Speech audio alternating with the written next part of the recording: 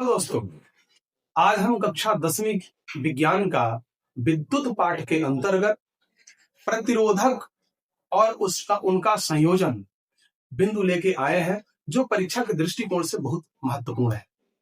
दोस्तों, पिछले वीडियो में हमने ओम के नियम के अंतर्गत प्रतिरोधक क्या होता है इसके बारे में अध्ययन किया। आपको याद ही होगा कि प्रतिरोधक वह कारक होता है जो किसी भी विद्युत परिपथ में विद्युत धारा का विरोध करता है। तो चलिए आज इसी को कंटिन्यू करते हुए हम बात करेंगे कि किसी भी परिपथ में प्रतिरोधक का जो संयोजन होता है वह कितने प्रकार का होता है। तो दोस्तों, किसी भी परिपथ में प्रतिरोधकों का संयोजन दो प्रकार से किया जाता है। पहला जो होता है वो श्रेणी क्रम होता है, श्रेणी क्रम, और दूसरा होता है पार्श्व क्रम। ठीक है, श्रेणी क्रम जिसको आज हम समझेंगे, और पार्श्व क्रम को एक नाम और दिया गया है समांतर क्रम। यानी जो पार्श्व क्रम है उसी को हम समांतर क्रम के नाम से भी जानते हैं। तो आज हम बात करेंगे श्रेणी क्रम संयोजन की। ठीक है, तो प्रतिरोधकों का श्रेणी क्रम संयोजन समझिए ये होता क्या है। जब हम किसी भी परिपथ में एक से ज्यादा प्रतिरोधकों को एक के बाद एक संयोजित करते हैं, जोड़ते हैं, तो इस प्रकार का जो संयोजन होता है वह श्रेणी क्रम संयोजन कहलाता है।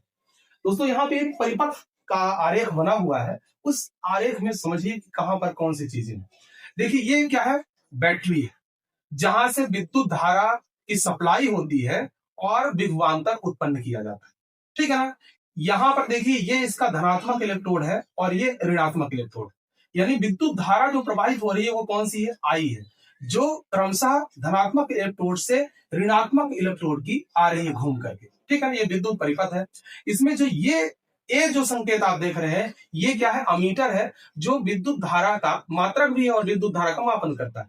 यहाँ पर R1, R2, R3 ये तीन जो आप नाम देख रहे हैं ये क्या है, प्रतिरोधक है, जो क्रमशः R1, R2, R3 यानी प्रतिरोधक प्रथम, द्वितीय और तृतीय, जिनको क्रमशः R1, R2 और R3 से निरूपित किया गया है।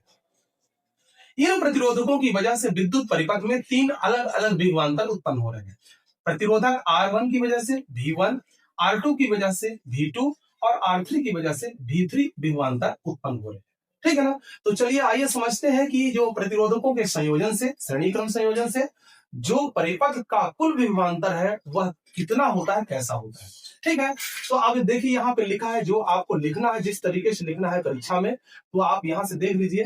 मान लेते हैं कि किसी विद्युत परिपथ में तीन प्रतिरोधक R1, R2 व R3 संयोजित किए गए हैं श्रेणी क्रम में, और उनके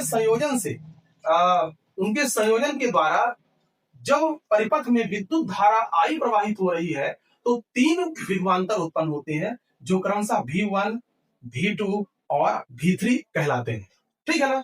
तो हम ये मान लेते हैं जब ये सारा संयोजन हो चुका है तो आगे थोड़ा सा बढ़ते हैं, तो ये ज्ञात होता है कि जो परिपथ का विभवांतर है, विभवांतर वह क्या है, V। तो कुल विभवांतर कितना होगा, परिपथ का कुल विभवांतर होगा कितना। तो हम जितने भी विभवांतर उत्पन्न हो रहे हैं उनको सबको जोड़ देते हैं। V1 धन यानी V बराबर V1 धन V2 धन और V3, ये हमारे परिपथ का कुल विभवांतर हो गया। इसको हम पहला समीकरण के रूप में मान लेते। लेकिन आप पिछले वीडियो में आपने ओम के नियम को पढ़ा था, तो यहाँ पर ध्यान दीजिए ओम का नियम क्या कहता है। ओम के नियम से, ओम का नियम क्या कहता है कि V बराबर क्या होता है, IR। ठीक है, यानी पिछले वीडियो में हमने देखा था कि जो V होता है, विभवांतर होता है, वह किसी परिपथ में प्रवाहित विद्युत धारा के अनुक्रमानुपाती होता है। ठीक है, तो V बराबर IR, ये हमारे ओम का नियम है। अब इस ओम के नियम को यदि हम अप्लाई करें फर्स्ट समीकरण में, तो देखिए यहाँ V1, V2, V3 दिया है, तो इसका थोड़ा सा रूपांतरण हम कर लेते हैं, और यहाँ पर क्या हो जाएगा, V1 बराबर हो जाएगा IR1, V2 बराबर हो जाएगा IR2 और V3 बराबर हो जाएगा IR3। अब ये सभी जितने भी मान है उनको समीकरण एक में रख देते हैं। तो समीकरण आपका एक क्या है, ये V1 V बराबर V1 plus V2 plus V3 है, तो यहां पर रखें V बराबर V1 plus V2 plus V3। इन सभी मानों को रख देते हैं, तो आई आर, ये V का मान क्या है, आई आर है, ठीक है। तो आई आर बराबर हो जाएगा आई आर वन धन आई आर टू और धन आई आर थ्री। इस प्रकार से इसका मान जो होता है कुल विभवांतर वाला, ये किस तरह से हो जाता है, इस तरह से हो जाता है। मतलब आई आर बराबर हो जाएगा आई आर वन धन आई आर टू धन आई आर थ्री। अब हमको क्या करना है, दोनों तरफ जो समान पद है उनका हम कॉमन ले लेते हैं। तो दोनों तरफ दोनों पक्षों में समीकरण के समान पद क्या है, आई है, तो हम यहां भी आई को कॉमन में ले लेते हैं। तो बचेगा क्या, आपके पास आर बचेगा, और इधर भी हम क्या ले लेते हैं, आई कॉमन में ले लेते हैं। तो यहाँ पे क्या बचेगा, आर वन धन आर टू धन आर थ्री, ये आपके पास बचा। अब दोनों तरफ जो आई हमने कॉमन लिया है, तो बराबर पद है, इनको हम कैंसिल कर देते हैं। तो यहाँ पे अगला जो रूप इसका निकल के आता है वो क्या हो जाता है, आर बराबर हो जाएगा आर वन धन आर टू और धन आर थ्री। तो इस प्रकार से ये जब श्रेणी क्रम संयोजन इसी परिपथ में प्रतिरोधकों का होता है, तो ये व्यंजक इसका स्थापित होता है।